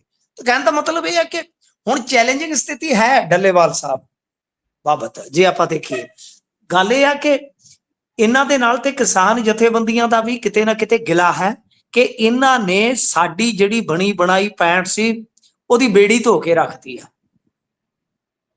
ਤੇ ਦੂਜੇ ਪਾਸੇ ਗੱਲ ਇਹ ਆ ਕਿ ਲੋਕ ਵੀ ਇਹਨਾਂ ਦੇ ਫੈਸਲਿਆਂ ਤੇ, ਜਿਵੇਂ ਆਪਾਂ ਗੱਲ ਕਰ ਰਹੇ ਹਾਂ ਕਿ ਇਹਨਾਂ ਦੇ ਸਾਰੇ ਪ੍ਰਕਰਣ ਤੇ ਉਹ ਕਈ ਕਿਸਮ ਦੇ ਸ਼ੱਕ ਜਤਾ ਰਹੇ ਨੇ, ਕਈ ਕਿਸਮ ਦੇ ਸਵਾਲ ਕਰ ਰਹੇ ਨੇ। ਤਾਂ ਅਜਿਹੇ 'ਚ ਜਦੋਂ ਨਾ ਤਾਂ ਪੂਰਨ ਤੌਰ ਤੇ ਏਕਤਾ ਹੈ, ਸਰਕਾਰ ਜਿਹੜੀ ਹੈ ਉਹ ਇਹਨਾਂ ਨੂੰ ਦਾਬੂ ਕਰਕੇ ਬੈਠੀ ਹੈ ਵੀ ਉਹ ਸੜਕਾਂ ਤੇ ਛੇਤੀ ਕਿਤੇ ਉਤਰਨ ਵੀ ਨਹੀਂ ਦੇਗੀ, ਲੋਕ ਵੀ ਪੂਰਾ ਸਾਥ ਨਹੀਂ ਦੇ ਰਹੇ, ਤਾਂ ਫਿਰ ਉਸ ਸੂਰਤ ਦੇ ਵਿੱਚ ਓਡਾ ਵੱਡਾ ਅੰਦੋਲਨ ਜਿੱਦਾਂ ਇਹ ਸੁਪਨੇ ਦੇਖ ਰਹੇ ਨੇ ਕਿ ਅਸੀਂ ਦੇਸ਼ ਵਿਆਪੀ ਅੰਦੋਲਨ ਖੜਾ ਕਰਾਂਗੇ, ਤਾਂ ਫਿਰ ਤੇ ਬੜਾ ਮੁਸ਼ਕਿਲ ਹੈ ਨਾ ਸਾਹਿਬ। ਚੈਲੰਜਿੰਗ ਸਥਿਤੀ ਹੈ। ਤਦੇ ਮੈਂ ਕਹਿ ਰਿਹਾ ਸਾਹਿਬ ਕਿ ਆਉਣ ਵਾਲੇ ਸਮੇਂ ਦੇ ਵਿੱਚ ਜਿਸ ਤਰ੍ਹਾਂ ਦੀਆਂ ਇਹ ਗੱਲਾਂ ਕਰ ਰਹੇ ਨੇ, ਉਹਨਾਂ ਗੱਲਾਂ ਨੂੰ ਪੂਰੀਆਂ ਕਰਨ ਵਾਸਤੇ ਇਹਨਾਂ ਨੂੰ ਕਾਫੀ ਮੁਸ਼ੱਕਤ ਕਰਨੀ ਪਵੇਗੀ, ਕਾਫੀ ਜਦੋਜਹਿਦ ਕਰਨੀ ਪਵੇਗੀ, ਤਾਂ ਕਿ ਇਹ ਸਮਝਿਆ ਜਾਵੇ ਕਿ ਹੁਣ ਪਿੰਡ ਪਹੁੰਚ ਕੇ ਵੀ ਮਰਨ ਵਰਤ ਜਿਹੜਾ ਆਪਣਾ ਜਾਰੀ ਰੱਖਣਗੇ ਜਾਂ ਛੱਡਣਗੇ। ਜੇ ਮਰਨ ਵਰਤ ਜਾਰੀ ਰੱਖਣਗੇ ਤਾਂ ਫਿਰ ਲਾਮਬੰਦੀ ਕਿਵੇਂ ਹੋਏਗੀ? ਕਿਉਂਕਿ ਪੰਧੇਰ ਹੋਰੀ ਤਾਂ ਤੁਹਾਨੂੰ ਪਤਾ ਹੈ ਨਾ ਆਪਣੇ ਸੰਗਠਨ ਦੇ ਨਾਲ ਉਸੇ ਦਿਨ ਤੋਂ ਲੱਗੇ ਹੋਏ ਨੇ ਮਾਝੇ ਦੇ ਵਿੱਚ ਦੁਬਾਰਾ ਕੰਮ ਕਰਨ ਤੇ। ਜੀ ਜੀ, ਇਸ ਕਰਕੇ ਮੇਰੇ ਖਿਆਲ ਦੇ ਨਾਲ ਕਾਫੀ ਸਵਾਲ ਵੀ ਆ ਤੇ ਕਾਫੀ ਵੱਡੇ ਚੈਲੰਜ ਵੀ ਆ ਗੁਰਪ੍ਰੀਤ ਜੀ ਇਸ ਮਾਮਲੇ ਦੇ ਵਿੱਚ। ਜੀ, ਸੋ ਚੈਲੰਜ ਤਾਂ ਅੱਗੇ ਖੜੇ ਹੀ ਨੇ, ਕਿਉਂਕਿ ਸ਼ਾਖ ਵੀ ਜਿਹੜੀ ਦਾਅ ਤੇ ਲੱਗੀ ਹੋਈ ਸੀ ਉਹ ਤਾਂ ਇੱਕ ਤਰੀਕੇ ਦੇ ਨਾਲ ਹੁਣ ਪਿੱਟੀ ਗਈ। ਉਹ ਗੱਲ ਤਾਂ ਇਹੀ ਹੈ ਨਾ, ਆਪਾਂ ਗੁਰੇਜ਼ ਨਹੀਂ ਕਰ ਸਕਦੇ ਇਸ ਗੱਲ ਨੂੰ ਕਹਿਣ ਤੇ। ਬਹੁਤ ਬੁਰਾ ਹਾਲ ਹੋ ਚੁੱਕਿਆ ਹੈ ਤੇ ਇਹਨੂੰ ਤਾਰ ਪੀਡੋ ਵੀ ਜਿਸ ਤਰੀਕੇ ਨਾਲ ਕੀਤਾ, ਕੁਝ ਦਿਨ ਦੇ ਲਈ ਤਾਂ ਸਰਕਾਰ ਤੇ ਨਿਸ਼ਾਨੇ ਸਾਧੇ ਗਏ, ਪਰ ਉਸ ਤੋਂ ਬਾਅਦ ਸਾਰਾ ਕੁਝ ਹੁਣ ਸ਼ਾਂਤ ਹੈ। ਜਿਹੜੀਆਂ ਗੱਲਾਂ ਕਹਿ ਰਹੀ ਸੀ ਸਰਕਾਰ ਉਹਨਾਂ ਤੇ ਉਹ ਅੱਗੇ ਵਧੀ। ਦੇਖੋ ਲੋਕਾਂ ਦੇ ਵਿੱਚ ਮੈਸੇਜ ਗੁਰਪ੍ਰੀਤ ਜੀ ਇਹੋ ਗਿਆ ਕਿ ਸਾਰਾ ਕੁਝ ਸਕ੍ਰਿਪਟਡ ਸੀਗਾ, ਜੋ ਵੀ ਹੋਇਆ ਇਹ ਚੰਡੀਗੜ੍ਹ ਗਏ, ਉੱਥੇ ਇਹਨਾਂ ਦੀਆਂ ਗ੍ਰਿਫਤਾਰੀਆਂ ਹੋ ਗਈਆਂ ਤੇ ਉਸ ਤੋਂ ਬਾਅਦ ਫਿਰ ਕ੍ਰੈਕਡਾਊਨ ਹੋ ਗਿਆ ਤੇ ਉਸ ਤੋਂ ਬਾਅਦ ਮਤਲਬ ਕਿ ਇੱਕ ਜੇਲ੍ਹ 'ਚ ਚਲੇ ਜਾਂਦੇ ਆ, ਇੱਕ ਹਸਪਤਾਲ 'ਚ ਚਲੇ ਜਾਂਦੇ ਆ ਤੇ ਦੋਨਾਂ ਨੂੰ ਫਿਰ ਵਾਰੋ ਵਾਰੀ ਛੱਡ ਦਿੱਤਾ ਜਾਂਦਾ। ਤਾਂ ਮਤਲਬ ਕਿ ਲੋਕ ਇਸ ਸਾਰੇ ਪ੍ਰਕਰਨ ਨੂੰ ਇੱਕ ਸ਼ੱਕੀ ਨਿਗਾਹ ਨਾਲ ਦੇਖਦੇ ਆ। ਸਾਰੇ ਨਹੀਂ ਮੈਂ ਕਹਿੰਦਾ, ਬਹੁਤ ਸਾਰੇ ਜੀ, ਲੋਕ ਜੀ। ਡੱਲੇਵਾਲ ਸਾਹਿਬ ਦੀ ਸਪੋਰਟ ਤੇ ਅਜੇ ਵੀ ਆ, ਪਰ ਬਹੁਤ ਸਾਰੇ ਲੋਕ ਅਜਿਹੇ ਸਵਾਲਾਂ ਦੇ ਨਾਲ ਲੈਸ ਹੋ ਚੁੱਕੇ ਨੇ ਬੂਟਾ। ਜੀ। ਸੋ ਅੱਗੇ ਚਲੀਏ ਜੀ, ਉਧਰ ਵਿਕਰਮ ਮਜੀਠੀਆ ਹੁਣਾਂ ਦੇ ਡਰੱਗ ਮਾਮਲੇ ਦੇ ਵਿੱਚ ਹੁਣ ਨਵੀਂ ਮੇਜਰ ਅਪਡੇਟ ਆਈ ਹੈ, ਵਾਰੰਟ ਮੰਗਣ ਦੀਆਂ ਗੱਲਾਂ ਚੱਲ ਰਹੀਆਂ ਨੇ। ਹਾਂਜੀ ਦੇਖੋ, ਅਚਨਚੇਤੀ SIT ਜਿਹੜੀ ਆ ਉਹ ਪਹੁੰਚਦੀ ਆ ਕੋਰਟ ਦੇ ਵਿੱਚ, ਕੋਰਟ ਨੂੰ ਕਹਿੰਦੀ ਆ ਕਿ ਦੇਖੋ ਜੀ ਸਾਨੂੰ ਸਰਚ ਵਾਰੰਟ ਚਾਹੀਦਾ ਮਜੀਠੀਏ ਦਾ। ਹੁਣ ਦੇਖੋ, ਜਿਵੇਂ ਹੀ ਖਬਰ ਜਿਹੜੀ ਆ ਮਜੀਠੀਆ ਦੀ ਲੀਗਲ ਟੀਮ ਨੂੰ ਹੁੰਦੀ, ਉਹ ਵੀ ਦੌੜੇ ਦੌੜੇ ਜਾਂਦੇ ਆ। ਉਹ ਕਹਿੰਦੇ ਜੀ ਕਿ ਪਹਿਲਾਂ ਤੇ ਸਾਨੂੰ ਇਹ ਦੱਸੋ ਕਿ ਭਾਈ ਇਹਨਾਂ ਨੇ ਸਰਚ ਕਰਨੀ ਕਿੱਥੇ ਆ। ਇਹ ਵੀ ਇਹਨਾਂ ਦਾ ਬੁਨਿਆਦੀ ਨੁਕਤਾ ਹੈ, ਕਿਉਂਕਿ ਟਿਕਾਣੇ ਤੇ ਮਜੀਠੀਆ ਸਾਹਿਬ ਦੇ ਕਈ ਹੋਣਗੇ ਨਾ। MLA ਫਲੈਟ ਵੀ ਇਹਨਾਂ ਦੇ ਕੋਲ, ਬੀਬੀ ਗਨੀਵ ਕੌਰ ਵਾਲਾ। ਇਸ ਤੋਂ ਇਲਾਵਾ ਜੇ ਦੇਖੀਏ ਤਾਂ ਅੰਮ੍ਰਿਤਸਰ ਵੀ ਰਿਹਾਇਸ਼ ਇਹਨਾਂ ਦੀ, ਮਜੀਠੇ ਵੀ ਘਰ ਆ। ਅੱਜ ਤੋਂ ਇਲਾਵਾ ਜੇ ਆਪਾਂ ਗੱਲ ਕਰੀਏ ਤਾਂ ਉਹ UP ਤੱਕ ਇਹਨਾਂ ਦੇ ਟਿਕਾਣੇ ਆ। ਤਾਂ ਉਹ ਕਹਿੰਦੇ ਕਿ ਸਰਚ ਕਰਨੀ ਹੈ ਤੇ ਕਰਨੀ ਕਿੱਥੇ ਆ, ਇਹ ਵੀ ਤੇ ਦੱਸੋ ਨਾ।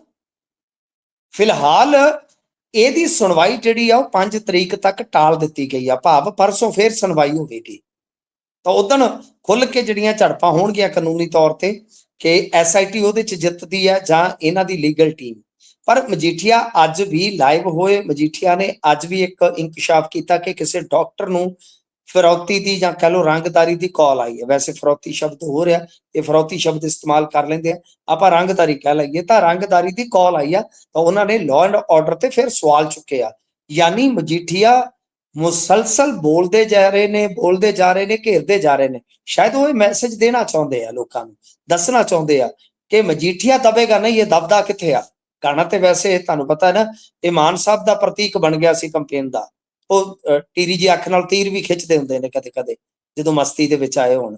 ਤਾਂ ਗੱਲ ਇਹ ਆ ਕਿ ਉਹ ਗੀਤ ਦੀ ਆਪਾਂ ਜੇ ਦੇਖੀਏ ਤਾਂ ਠੀਕ ਹੈ, ਪ੍ਰਤੀਕਤਾ ਤੇ ਮਾਨ ਸਾਹਿਬ ਦੀ ਆ, ਪਰੰਤੂ ਮਜੀਠੀਆ ਵੀ ਕਿਤੇ ਨਾ ਕਿਤੇ ਮੈਸੇਜ ਦੇਣ ਦਾ ਯਤਨ ਕਰ ਰਹੇ ਆ ਲੋਕਾਂ ਨੂੰ ਕਿ ਬੇਸ਼ੱਕ ਉਹਨਾਂ ਨੇ ਸਿਕਿਉਰਿਟੀ ਵਿਦਡਰਾ ਕੀਤੀ, ਉਹਦੇ ਤੇ ਰੌਲਾ ਪਿਆ ਕਿ ਮਜੀਠੀਆ ਦਬਦਾ ਨਹੀਂ ਹੈ, ਉਹ ਮੁੱਦੇ ਚੁੱਕਦਾ ਹੀ ਰਹੇਗਾ। ਪਰ ਹੁਣ ਦੇਖਣਾ ਹੋਏਗਾ ਕਿ ਸਰਚ ਵਾਰੰਟ ਜਿਹੜਾ ਹੈ, ਜੇ ਉਹ ਕੱਲ ਪਰਸੋਂ ਨੂੰ ਮਿਲਦਾ ਹੈ ਤਾਂ ਫਿਰ ਉਹ ਕਿੱਥੋਂ ਦਾ ਮਿਲਦਾ ਹੈ, ਕੀ ਸਾਰੇ ਟਿਕਾਣਿਆਂ ਦਾ ਮਿਲਦਾ ਹੈ। ਇਹਦਾ ਮਤਲਬ ਇਹ ਹੈ ਕਿ ਡਰੱਗ ਦੇ ਮਾਮਲੇ 'ਚ ਤਾਂ ਜਿਹੜੀ ਚਾਰਜਸ਼ੀਟ ਹੈ ਉਹ ਸ਼ਾਇਦ ਡਰ ਕੇ ਤਿਆਰ ਕੀਤੀ ਜਾ ਰਹੀ ਹੈ, ਫਾਈਲ ਨਹੀਂ ਕੀਤੀ ਜਾ ਰਹੀ ਫਿਲਹਾਲ, ਕਿਉਂਕਿ ਆਸ਼ੂ ਦਾ, ਅਰੋੜੇ ਦਾ ਤਾਂ ਕੁਲਵੀਰ ਜੀਰੇ ਦਾ ਹੁਣ ਤੱਕ ਕੇਸ ਡਿੱਗ ਚੁੱਕਾ ਹੈ ਕੁਝ ਦਿਨਾਂ ਦੇ ਅੰਦਰ ਅੰਦਰ। ਤਾਂ ਕਿਤੇ ਜੇ ਮੰਨ ਲਓ ਇਹ ਵੀ ਚਾਰਜਸ਼ੀਟ ਅੱਗੇ ਜਾ ਕੇ ਡਿੱਗ ਜਾਂਦੀ ਹੈ ਤਾਂ ਫਿਰ ਤੁਹਾਨੂੰ ਪਤਾ ਕਿ ਪੱਲੇ ਹੀ ਕੱਖ ਨਹੀਂ ਰਹਿਣਾ। ਫਿਰ ਤੇ ਉਹ ਗੱਲ ਹੋ ਜਾਣੀ, ਕੱਖ ਨਹੀਂ ਉਹ ਪੱਲੇ ਉਸਤਾਦ ਦੇ, ਤਾਂ ਕੱਖ ਨਹੀਂ ਉਹ ਪੱਲੇ ਸਰਦੂਲ ਦੇ, ਉਹ ਹਾਲ ਹੋ ਜਾਣੇ ਆ। ਸੋ ਇਸ ਵਾਸਤੇ ਬੜਾ ਸੋਚ ਕੇ, ਬੜਾ ਵਿਚਾਰ ਕੇ ਚੱਲ ਰਹੇ ਨੇ। ਇਹਨਾਂ ਦੀ ਸਟ੍ਰੈਟਜੀ ਤਾਂ ਇਹੋ ਆ ਕਿ ਮਜੀਠੀਆ ਘੇਰਨਾ ਜ਼ਰੂਰ ਆ, ਇਹ ਤੇ ਹੈ ਹੀ ਨਹੀਂ ਹੈ ਕਿ ਵੀ ਇਹਨੂੰ ਛੱਡ ਦਿਆਂਗੇ, ਪਰ ਘੇਰੀਏ ਇਸ ਜੁਗਤ ਦੇ ਨਾਲ। ਕਹਿੰਦੇ ਹੁੰਦੇ ਆ ਨਾ, ਉਹਦੇ ਸਭ ਕੁਝ ਪੱਲੇ ਜਿਹੜਾ ਜੁਗਤ ਦੇ ਨਾਲ ਚੱਲੇ, ਕਿ ਜੁਗਤ ਦੇ ਨਾਲ ਇਹਨੂੰ ਘੇਰੀਏ ਕਿ ਸੱਪ ਵੀ ਮਰ ਜੇ ਤੇ ਸੋਟਾ ਵੀ ਬਚ ਜਾਵੇ। ਜੀ, ਇਹ ਤਾਂ ਹੈ। ਹੁਣ ਵੇਖਦੇ ਹਾਂ ਕਿ ਸੱਪ ਮਰਦਾ ਹੈ ਜਾਂ ਨਹੀਂ, ਤੇ ਸੋਠਾ ਬਚਦਾ ਜਾਂ ਫਿਰ ਟੁੱਟ ਜਾਂਦਾ ਹੈ। ਪੰਜਾਬ ਸਰਕਾਰ ਵੱਲੋਂ ਤੀਰਥ ਯਾਤਰਾ ਨੂੰ ਮਨਜ਼ੂਰੀ ਦੇ ਦਿੱਤੀ ਗਈ ਹੈ। ਪਹਿਲਾਂ ਬੜੇ ਝੋੜੇ ਜੇ ਵਾਇਰਲ ਹੋਏ ਸੀ, ਮੁੱਖ ਮੰਤਰੀ ਸਾਹਿਬ ਹੱਥ ਜੋੜੀ ਖੜੇ ਸੀ ਉਹਨਾਂ ਦੇ ਉੱਪਰ, ਤੇ ਕਿੱਧਰ ਨੂੰ ਤੁਰੀ ਹੈ ਜੀ ਗੱਲ, ਜਰਾ ਪਾਇਓ ਸਾਂਝ। ਤੇ ਤੁਹਾਨੂੰ ਯਾਦ ਹੋਣਾ ਹੈ ਕਿ ਜਦੋਂ ਇਹ ਕੰਮ ਪ੍ਰਕਾਸ਼ ਸਿੰਘ ਬਾਦਲ ਹੋਰਾਂ ਨੇ ਸਟਾਰਟ ਕੀਤਾ ਸੀ ਤਾਂ ਉਦੋਂ ਇਹ ਆਲੋਚਕ ਹੁੰਦੇ ਸਨ ਇਹਨਾਂ ਚੀਜ਼ਾਂ ਦੇ ਕਿ ਸਾਨੂੰ ਰੁਜ਼ਗਾਰ ਚਾਹੀਦਾ, ਤਾਂ ਤੁਸੀਂ ਬੇਰੁਜ਼ਗਾਰਾਂ ਨੂੰ ਉਧਰ ਤੀਰਥਾਂ ਤੇ ਭੇਜ ਦਿੰਦੇ ਹੋ, ਫਲਾ ਫਲਾ। ਕਿਉਂਕਿ ਇਹ ਗੱਲ ਵੀ ਇੱਕ ਵਾਰੀ ਮੈਂ ਤੁਹਾਨੂੰ ਦੱਸ ਦੇਣਾ ਪ੍ਰੈਕਟੀਕਲੀ, ਸਾਡੇ ਕੋਲ ਸ਼ਾਇਦ ਅਧਿਆਪਕ ਯੂਨੀਅਨ ਹੁੰਦੇ ਸੀ, ਅਸੀਂ ਉਦੋਂ ਲੰਬੀ ਹੁੰਦੇ ਸੀਗੇ, ਧਰਨੇ ਤੁਰਨੇ ਬਹੁਤ ਲੱਗਦੇ ਹੁੰਦੇ ਸੀਗੇ, ਤੇ ਉਹਨਾਂ ਦੀ ਮੀਟਿੰਗ ਸੀ ਤੇ ਉਹ ਬੇਰੁਜ਼ਗਾਰ ਅਧਿਆਪਕ ਨਾ ਮੀਟਿੰਗ ਕਰਕੇ ਆਏ। ਗੁਰਪ੍ਰੀਤ ਜੀ, ਇਹ ਸੱਚੀ ਗੱਲ ਆ, ਉਹਨਾਂ ਨੇ ਆ ਕੇ ਮੈਨੂੰ ਦੱਸੀ। ਤੇ ਅਸੀਂ ਜਦੋਂ ਉਹਨਾਂ ਤੋਂ ਪ੍ਰੈਸ ਨੋਟ ਜਾਂ ਥੋੜੀ ਬਰੀਫਿੰਗ ਲੈਣ ਗਏ ਤਾਂ ਅਸੀਂ ਆਖਿਆ ਕਿ ਵੀ ਚਲੋ ਤੁਹਾਨੂੰ ਮੂੰਹ ਮੰਗੀ ਮੁਰਾਦ ਪੂਰੀ ਹੋ ਗਈ ਹੈ ਕਿ CM ਸਾਹਿਬ ਨਾਲ ਮੁਲਾਕਾਤ ਹੋ ਗਈ ਹੈ, ਕੀ ਉਹਨਾਂ ਨੇ ਵਿਸ਼ਵਾਸ ਦਿਵਾਇਆ ਤੁਹਾਨੂੰ? ਉਹ ਕਹਿੰਦੇ ਜੀ ਵਿਸ਼ਵਾਸ ਕੀ, ਉਹ ਕਹਿੰਦੇ ਕਿ ਕਾਕਾ ਨੌਕਰੀ ਤਾਂ ਹੈ ਨਹੀਂ, ਮੈਂ ਇੱਕ ਰੇਲ ਚਲਾਈ ਆ, ਤੇ ਤੁਸੀਂ ਇੱਥੇ ਜੋ ਧਰਨੇ ਲਾਉਂਦੇ ਫਿਰਦੇ ਹੋ, ਜੱਬਦੇ ਫਿਰਦੇ ਹੋ ਕਿ ਤੁਸੀਂ ਇਸ ਰੇਲ ਤੇ ਚੜੋ ਤੇ ਲੰਗਰ ਫ੍ਰੀ ਆ, ਤਾਂ ਤੁਸੀਂ 10-15 ਦਿਨ ਘੁੰਮ ਕੇ ਆਵੋ, ਲਓ ਕਰ ਲਓ ਗੱਲ। ਉਹ ਨੌਕਰੀ ਲੈਣ ਗਏ, ਉਹ ਕਹਿੰਦੇ ਜੀ ਤੁਸੀਂ ਉਧਰ ਨੂੰ ਹਜੂਰ ਸਾਹਿਬ ਨੂੰ ਚੜ ਜਾਓ। ਉਹ ਕਹਿੰਦੇ ਕਮਾਲ ਦੀ ਗੱਲ ਹੈ, ਇਹ ਤੋਂ ਚੰਗਾ ਤੇ ਅਸੀਂ ਗੱਡੀ ਥੱਲੇ ਨਾ ਆ ਜਾਈਏ, ਫਿਰ ਸਾਨੂੰ, ਅਸੀਂ ਤਾਂ ਮੰਗਣ ਨੌਕਰੀ ਆਏ ਆ, ਤੁਸੀਂ ਕਹਿਣ ਡਏ ਹੋ ਕਿ ਗੱਡੀ ਤੇ ਚੜ ਜਾਓ। ਤਾਂ ਗੱਲ ਇਹ ਆ ਕਿ ਅੱਜ ਦੀ ਤਰੀਕ ਦੇ ਵਿੱਚ ਤੁਸੀਂ ਵੇਖੋ ਕਿ ਹੁਣ ਕੀ ਬਣਦਾ ਪਿਆ, ਕਿ ਦਿੱਲੀ ਦੇ ਵਿੱਚ ਜਾਂ ਹੋਰ ਸਟੇਟਾਂ ਦੇ ਵਿੱਚ ਵੀ ਸ਼ਾਇਦ ਇਸ ਤਰ੍ਹਾਂ ਦਾ ਹੋਏਗਾ ਕਿ ਉਹ ਫਿਰ ਮੁੜ ਕੇ ਚੱਲ ਪਿਆ। ਤਾਂ ਇਹਨਾਂ ਨੇ ਜਿਹੜੀ ਉਹ ਰੋਕੀ ਸੀਗੀ, ਤਾਂ ਉਹ ਤੀਰਥ ਯਾਤਰਾ ਹੁਣ ਫੇਰ ਸਟਾਰਟ ਕਰ ਦਿੱਤੀ। ਤੁਹਾਨੂੰ ਯਾਦ ਹੋਣਾ ਇੱਕ ਵਾਰੀ ਇਹਨਾਂ ਨੇ ਕਿਹਾ ਸੀਗਾ ਕਿ ਇਹਨਾਂ ਨੇ ਬੱਸਾਂ ਦੇਣ ਤੋਂ ਨਾ ਕਰ ਦਿੱਤਾ। ਸ਼ਾਇਦ ਇਹਨਾਂ ਨੇ ਕੋਈ ਬੱਸਾਂ ਮੰਗੀਆਂ ਸੀਗੀਆਂ, ਉਦੋਂ ਪਤਾ ਨਹੀਂ ਕੁਝ ਹੋਇਆ ਸੀਗਾ। ਨਹੀਂ, ਰੇਲਾਂ ਯਾਦ ਆ ਤੁਹਾਨੂੰ ਜੀ ਗੁਰਪ੍ਰੀਤ ਜੀ? ਤੇ ਜੀ ਮਾਨ ਜੀ ਜੀ ਸਾਹਿਬ ਕਹਿੰਦੇ ਸੀਗੇ ਕਿ ਮੈਂ ਹੈਲੀਕਾਪਟਰ ਤੇ ਲੈ ਜਾ ਕਰੂੰਗਾ। ਯਾਦ ਆ ਤੁਹਾਨੂੰ? ਗੱਲ ਗੱਲ ਕਰਨ ਲੱਗਿਆ ਸੋਚਦੇ ਨਹੀਂ, ਫਿਰ ਬੰਦਾ ਪੁੱਛੇ ਵੀ ਕਿੰਨਿਆਂ ਕੁ ਨੂੰ ਤੁਸੀਂ ਤੀਰਥ ਯਾਤਰਾ ਤੇ ਲੈ ਗਏ। ਤਾਂ ਖੈਰ ਰਾਮ ਮੰਦਿਰ ਸਮੇਤ, ਹਾਂਜੀ ਸੋਚਣਾ ਕਾਹਨੂੰ ਹੈ ਜੀ, ਉਹ ਸਿਰੇ ਵਾਲੀ ਲਾਉਂਦੇ ਨੇ, ਕਹਿੰਦੇ ਸਾਡੇ ਤੋਂ ਕੁਰਸੀ ਉਹ ਹੈ ਜਿਹੜੀ ਗੱਲ ਹੀ ਸਿਰੇ ਵਾਲੀ ਨਹੀਂ ਲਾਉਂਦੇ ਨਹੀਂ, ਆ ਮੁੱਖ ਤੁਸੀਂ ਮੰਤਰੀ ਪੁੱਛ ਨੇ। ਕੇ ਤੁਸੀਂ ਪੁੱਛ ਕੇ ਵੇਖ ਲਓ। ਉਹਨੇ ਕਹਿਣਾ ਜੀ ਮੈਂ ਲਿਜਾਵਾਂ ਕਾਹਦੇ ਤੇ, ਇਹਨਾਂ ਨੂੰ ਬਲਦ ਗੱਡੀ ਤੇ ਲਿਜਾਂਦਾ, ਤੇ ਜਹਾਜ਼ ਤਾਂ ਮੇਰਾ ਕੇਜਰੀਵਾਲ ਲੈ ਗਿਆ ਸੀ ਜੀ ਉਹਦੇ ਚ ਤਾਂ ਕੰਡਕਟਰ ਬਣੇ ਹੋਏ ਨੇ ਜੀ, ਉਹ ਜਹਾਜ਼ ਤੇ ਤਾਂ ਇਹ ਕੰਡਕਟਰ ਨੇ ਬਸ। ਹਾਂਜੀ ਹਾਂਜੀ। ਤਾਂ 100 ਕਰੋੜ ਦਾ ਬਜਟ ਰੱਖ ਦਿੱਤਾ ਜੀ ਇਹਨਾਂ ਨੇ, ਰਾਮ ਮੰਦਿਰ ਸਮੇਤ ਕਈ ਧਾਰਮਿਕ ਸਥਾਨਾਂ ਦੀ ਜਿਹੜੀ ਹੈ ਉਹ ਯਾਤਰਾ ਕੀਤੀ ਜਾ ਸਕੇਗੀ। ਤੇ 50 ਸਾਲ ਜਾਂ 50 ਪਲੱਸ ਵਾਲੇ ਜਿਹੜੇ ਆ ਉਹ ਇਸ ਯਾਤਰਾ ਵਾਸਤੇ ਐਲੀਜੀਬਲ ਹੋਣਗੇ। ਤਾਂ ਹੋਰ ਵੀ ਕੁਝ ਫੈਸਲੇ ਇਹਨਾਂ ਨੇ ਕੀਤੇ ਕਿ ਸਕੂਲ ਆਫ ਐਮੀਨੈਂਸ ਹੈ ਜਿਹੜੇ, ਉਹ ਕਹਿੰਦੇ ਜੀ ਕਿ ਹੁਣ ਵੱਡੇ ਅਧਿਕਾਰੀ ਜਿਹੜੇ ਆ ਉਹ ਨਾ ਗੋਦ ਲੈਣਗੇ। ਕੁਝ ਇਸ ਤਰ੍ਹਾਂ ਦੇ ਫੈਸਲੇ ਅੱਜ ਕੈਬਨਿਟ ਦੀ ਮੀਟਿੰਗ ਦੇ ਵਿੱਚ ਕੀਤੇ ਇਹਨਾਂ ਨੇ। ਤਾਂ ਤੀਰਥ ਯਾਤਰਾ ਜਿਹੜੀ ਆ ਉਹ ਸ਼ੁਰੂ ਹੋਏਗੀ। ਤੇ ਨਾਲੇ ਕਹਿੰਦੇ ਆ ਕਿ ਰੇਤ ਬਜਰੀ ਸਸਤੇ ਹੋਣਗੇ। ਜਦੋਂ ਤੋਂ ਆਏ ਆ ਰੇਤ ਬਜਰੀ ਸਸਤੀ ਸਸਤੀ ਸਸਤੀ ਕਰੀ ਜਾਂਦੇ ਆ। ਤੇਰੇ ਨੈਣਾ ਵਾਲੀ ਮਸਤੀ ਕੀ ਮਹਿੰਗੀ ਕੀ ਸਸਤੀ, ਇਹ ਤੇ ਸਸਤੀ ਕਰੀ ਜਾਂਦੇ, ਸਸਤੀ ਕਰੀ ਜਾਂਦੇ। ਹੁਣ ਨੂੰ ਤੇ ਫ੍ਰੀ ਹੋ ਜਾਣੀ ਚਾਹੀਦੀ ਸੀ, ਜਿੰਨੀ ਇਹ ਸਸਤੀ ਕਰੀ ਜਾਂਦੇ 3 ਸਾਲਾਂ ਚ। ਕਦੇ ਕਹਿੰਦੇ 5 ਨੂੰ ਮਿਲੂ ਹੈ, ਤੇ ਜਿੰਨੀ ਇਹ ਸਸਤੀ ਹੁਣ ਨੂੰ ਤੇ ਫ੍ਰੀ ਹੋ ਜਾਣੀ ਚਾਹੀਦੀ ਸੀ। ਪਰ ਤੁਹਾਨੂੰ ਪਤਾ ਹੀ ਆ ਕਿ ਰੇਤੇ ਬਜਰੀ ਦੀ ਖੇਡ ਕਿਸ ਤਰ੍ਹਾਂ ਖੇਡੀ ਜਾਂਦੀ ਹੈ। ਤਾਂ ਬਹਰਹਾਲ ਵੱਡਾ ਇਹਨਾਂ ਦਾ ਫੈਸਲਾ ਇਹੋ ਆ ਕਿ ਤੀਰਥ ਯਾਤਰਾ ਜਿਹੜੀ ਆ ਉਹ ਅਸੀਂ ਸ਼ੁਰੂ ਕਰ ਰਹੇ ਹਾਂ। ਤਾਂ ਇਹਦੇ ਵਿੱਚ ਆਪਾਂ ਜੋੜ ਸਕਦੇ ਹਾਂ ਲਿੰਕ, ਕਿਉਂਕਿ ਜਲੰਧਰ ਨਹੀਂ ਸੌਰੀ ਲੁਧਿਆਣਾ ਪੱਛਮ ਦਾ ਜਿਹੜਾ ਬਾਈ ਇਲੈਕਸ਼ਨ ਹੈ ਉਹਦੇ ਵਿੱਚ ਤੁਹਾਨੂੰ ਪਤਾ ਹੀ ਹੈ ਕਿ ਹਿੰਦੂ ਵੋਟ ਬਹੁਤ ਜ਼ਿਆਦਾ। ਰਾਮ ਮੰਦਿਰ ਦਾ ਸਪੈਸੀਫਿਕ ਨਾਂ ਵੀ ਇਸੇ ਕਰਕੇ ਸ਼ਾਇਦ ਜੋੜਿਆ ਗਿਆ ਜੀ। ਸੋ ਇਹੀ ਲੋਕ ਕਈ ਤਾਂ ਗੱਲਾਂ ਕਰਦੇ ਨੇ ਕਿ ਪੰਜਾਬ ਦੇ ਵਿੱਚ ਕਿਤੇ ਨਾ ਕਿਤੇ ਇਹ ਜ਼ਿਮਨੀ ਚੋਣ ਤੁਰੀ ਰਹਿਣੀ ਚਾਹੀਦੀ ਹੈ। ਘੱਟੋ ਘੱਟ ਇਦਾਂ ਦੇ ਕੰਮਾਂ ਨਾਲ, ਇਦਾਂ ਦੀਆਂ ਗੱਲਾਂ ਨਾਲ ਕੰਮ ਤਾਂ ਕਰਦੇ ਦੀਦੇ ਨੇ ਵੀ ਭਾਈ ਆ ਲਓ, ਇੱਧਰ ਵੀ ਕੰਮ ਕਰਤਾ, ਇੱਧਰ ਵੀ, ਭਾਵੇਂ ਉਹਨਾਂ ਦਾ ਰੇਡੀਅਸ ਏਰੀਆ ਉਨਾ ਕੀ ਹੋਵੇ ਵੀ ਇੰਨੇ ਕੇ ਏਰੀਏ 'ਚ ਹੀ ਹੋ ਰਹੇ ਨੇ। ਅੱਗੇ ਚੱਲੀਏ ਜੀ, ਉਧਰ ਰਾਣੇ ਦੇ ਗੜ੍ਹ 'ਚ ਰਾਜ ਤੇ ਰਾਣਾ ਆਮੋ ਸਾਹਮਣੇ ਹੋਣ ਜਾ ਰਹੇ ਨੇ ਜੀ, ਪਾਇਓ ਚਾਨਣਾ। ਨਾ ਕਰ ਮਾਣ ਰਾਜਿਆਂ ਦਾ ਬਦਲਦੇ ਨੇ ਤੀ ਰਾਣੀ ਹੈ। ਤਾਂ ਖੈਰ ਇੱਥੇ ਰਾਜਾ ਰਾਣਾ ਇਕੱਠੇ ਹੋ ਗਏ ਨੇ, ਆਮੋ ਸਾਹਮਣੇ ਹੋ ਗਿਆ।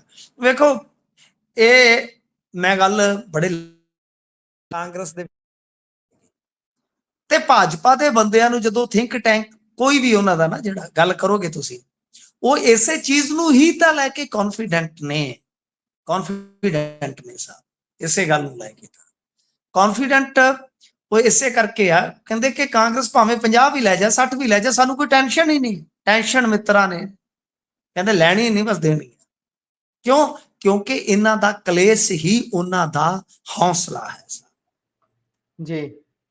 ਮੰਨਦੇ ਆ ਕਿ ਕਲੇਸ਼ ਤੁਸੀਂ ਦੇਖੋ ਕਿ ਹੁਣ 5 ਤਰੀਕ ਨੂੰ ਸੁਲਤਾਨਪੁਰ ਲੋਧੀ ਦੇ ਵਿੱਚ ਅਮਰਿੰਦਰ ਸਿੰਘ ਰਾਜਾ ਵੜਿੰਗ ਗਰਜਣਗੇ। ਤੇ ਇਸ ਰੈਲੀ ਨੂੰ ਜੇ ਤੁਸੀਂ ਦੇਖੋਗੇ ਤੇ ਬਾਈ ਸਜਾਇਆ ਕਿਸਨੇ ਹੋਏਗਾ ਮੰਚ ਦੇ ਤੌਰ ਤੇ? ਤਾਂ ਮੰਚ ਦੇ ਤੌਰ ਤੇ ਸਜਾਇਆ ਹੋਏਗਾ ਨਵਤੇਜ ਸਿੰਘ ਚੀਮਾ।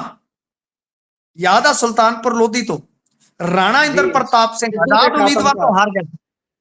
ਸਿੱਧੂ ਦੇ ਖਾਸਮ ਖਾਸ ਸੀ ਤੇ ਰਾਣੇ ਨਾਲ ਟੱਕਰ ਹੋ ਗਈ ਸੀ, ਤੇ ਉੱਥੇ ਤਾਂ ਕਹਿ ਕੇ ਉਹਨਾਂ ਨੇ ਕੀਤਾ ਸੀ ਵੀ ਭਾਈ ਹੁਣ ਤੂੰ ਚੱਲ ਜਿੱਧਰ ਨੂੰ ਜਾਣਾ। ਤੇ ਰਾਣੇ ਕਹਿ ਕੇ ਥੋੜੀ ਇੱਕ ਚੈਨਲ ਤੇ ਸਿੱਧਾ ਕਿਹਾ ਸੀ, ਓਏ ਤੇਜੀ ਤੈਨੂੰ ਮੈਂ ਰੋਣਾ ਹੀ, ਓਏ ਇੱਥੋਂ ਤੱਕ ਚਲੇ ਗਏ ਮੁੱਛਾਂ ਨੂੰ ਵੱਟ ਦੇ ਕੇ ਕਹਿੰਦੇ ਓਏ ਤੇਜੀ, ਨਵਤੇਜ ਵੀ ਨਹੀਂ, ਤੈਨੂੰ ਮੈਂ ਰੋਣਾ ਹੀ।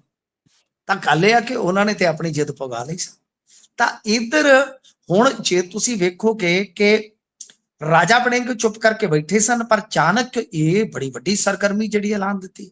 ਹੁਣ ਆਪਣੇ ਆਪ ਦੇ ਵਿੱਚ ਇਹ ਮਾਮਲਾ ਜਿਹੜਾ ਗਰਮ ਹੈ, ਕਿਉਂਕਿ ਦੂਜੇ ਪਾਸੇ 5 ਅਪ੍ਰੈਲ ਨੂੰ ਹੀ ਵਿਧਾਇਕ ਜਿਹੜੇ ਰਾਣਾ ਇੰਦਰ ਪ੍ਰਤਾਪ ਆ ਉਹ ਹਲਕਾ ਸੁਲਤਾਨਪੁਰ ਲੋਧੀ ਦੇ ਵਿੱਚ ਕਹਿੰਦੇ ਆ ਕਿ ਦੱਸਦੇ ਆ ਕਿ ਨਵਾਂ ਪੰਜਾਬ ਨਵੀਂ ਸੋਚ ਸਮਾਗਮ ਦਾ ਆਯੋਜਨ ਕਰਨਗੇ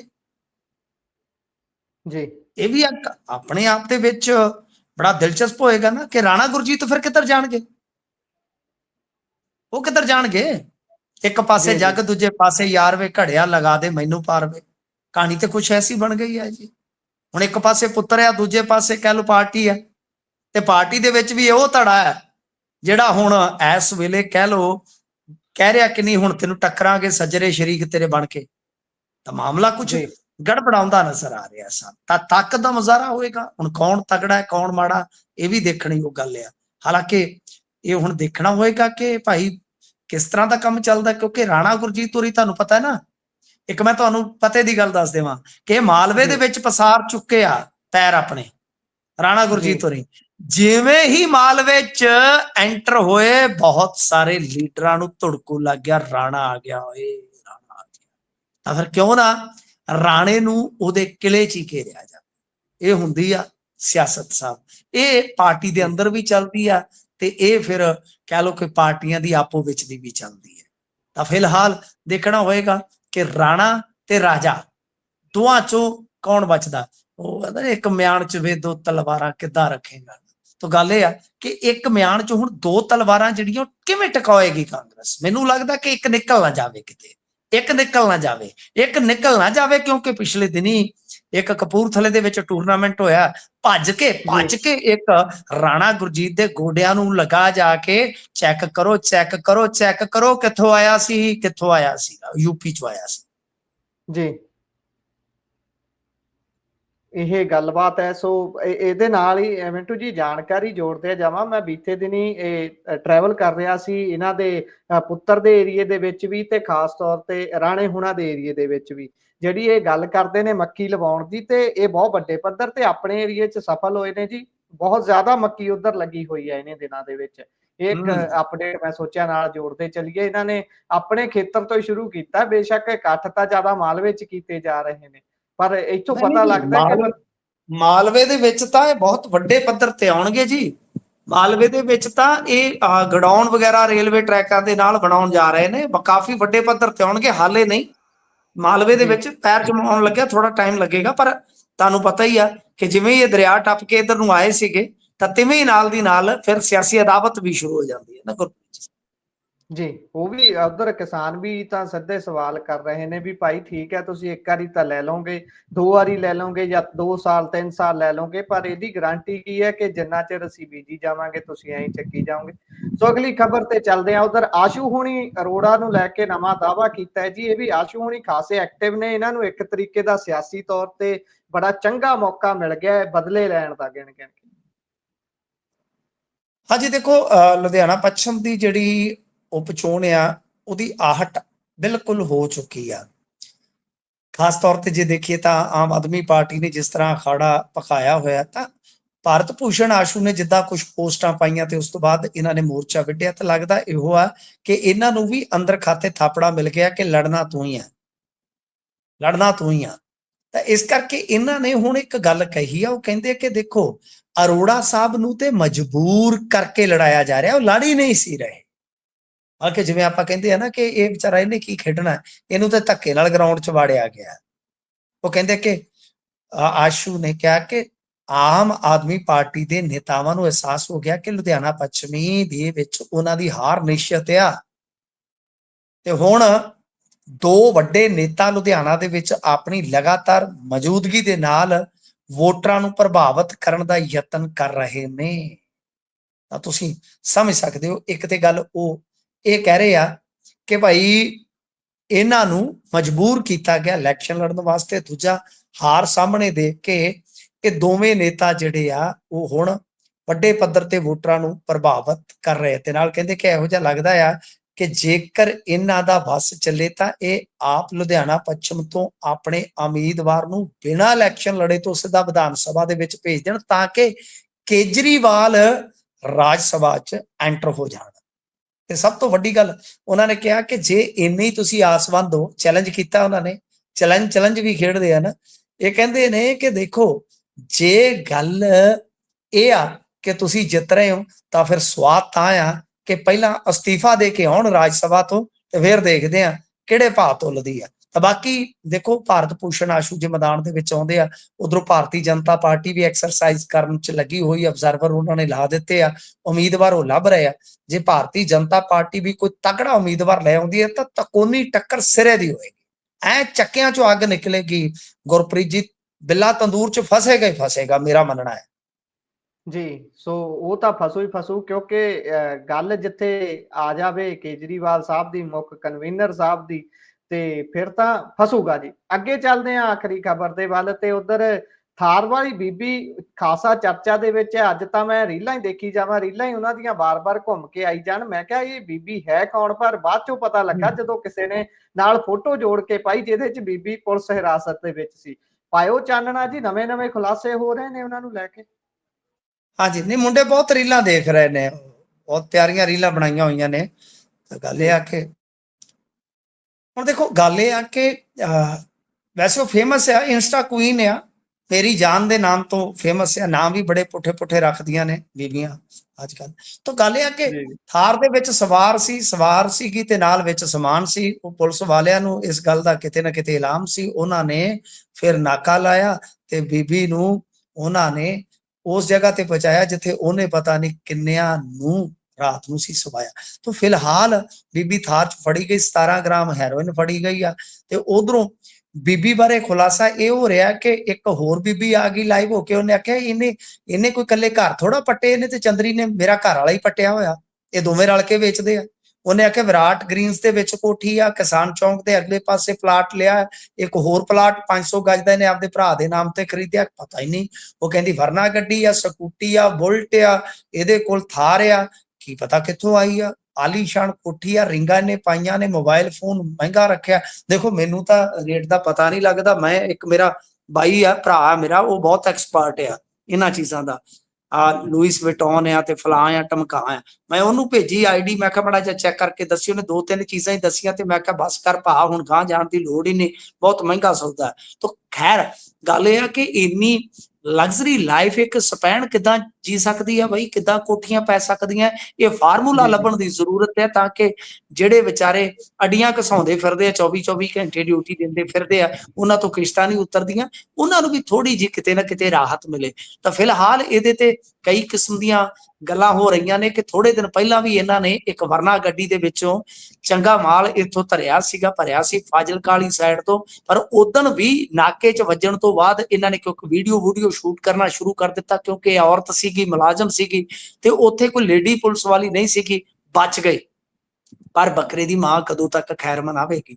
ਤਾਂ ਖੈਰ ਅਖੀਰ ਆਂਦੇ ਹੁੰਦੇ ਆ 100 ਦਿਨ ਚੋਰ ਦਾ, 1 ਦਿਨ ਸਾਧ ਦਾ। ਇਹ ਬੀਬੀ ਫੜੀ ਗਈ ਆ। ਤਾਂ ਹੁਣ ਇਹਨੂੰ ਜਦੋਂ ਪੇਸ਼ ਕੀਤਾ ਗਿਆ, ਕਹਿੰਦੀ ਸਭ ਝੂਠ ਆ, ਕੀ ਗੱਲ ਆ। ਪੁਲਿਸ ਵਾਲਿਆਂ ਨਾਲ ਵੀ ਧੱਕਾ ਹੋਣ ਲੱਗ ਪਿਆ। ਦੂਸਰੇ ਪਾਸੇ ਸੁਖਚੈਨ ਸਿੰਘ ਜਿਹੜੇ ਆ IG, ਉਹਨਾਂ ਨੇ ਅੱਜ ਸਪਸ਼ਟ ਕਰ ਦਿੱਤਾ ਕਿ ਨੌਕਰੀ ਤੋਂ ਇਹ ਬਰਖਾਸਤ ਹੈ, ਜਾਂਚ ਪੜਤਾਲ ਜਾਇਦਾਦ ਦੀ ਹੋਏਗੀ, ਜਿੱਥੇ ਵੀ ਮਾਮਲਾ ਗਾਂ ਤੋਰਨ ਦੀ ਜ਼ਰੂਰਤ ਹੋਈ ਤਾਂ ਤੁਰੇਗਾ। ਤਾਂ ਦੂਜੇ ਪਾਸੇ ਲੋਕ ਪੁੱਛਦੇ ਆ ਕਿ ਬਲਡੋਜ਼ਰ ਕਿੱਥੇ ਆ, ਤੇ ਮੈਂ ਉਹਨਾਂ ਨੂੰ ਦੱਸਿਆ ਕਿ ਬੀਬੀ ਵਾਲੇ ਚੌਂਕ ਦੇ ਵਿੱਚ ਜੋ ਬਰੋਜ਼ਾ ਇੰਜਨ ਦੇ ਪਟੇ ਨੂੰ ਮਾਨ ਸਾਹਿਬ ਲਾਇਆ ਕਰਦੇ ਸੀ, ਉਹਦੇ ਪਟੇ ਨੂੰ ਹਾਲ ਫਿਲਹਾਲ ਬੀਬੀ ਵਾਲੇ ਚੌਂਕ ਦੇ ਵਿੱਚ ਬਰੋਜ਼ਾ ਲੱਗ ਰਿਹਾ। ਹੋ ਸਕਦਾ ਬਲਡੋਜ਼ਰ ਗਾਂ ਤੁਰ ਪਵੇ ਜੀ।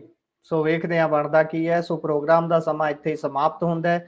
ਸੋ ਮਿੰਟੂ ਜੀ, ਤੁਸੀਂ ਜੁੜੇ, ਜਾਣਕਾਰੀਆਂ ਸਾਂਝੀਆਂ ਕੀਤੀਆਂ, ਬਹੁਤ ਬਹੁਤ ਧੰਨਵਾਦ। ਸ਼ੁਕਰੀਆ।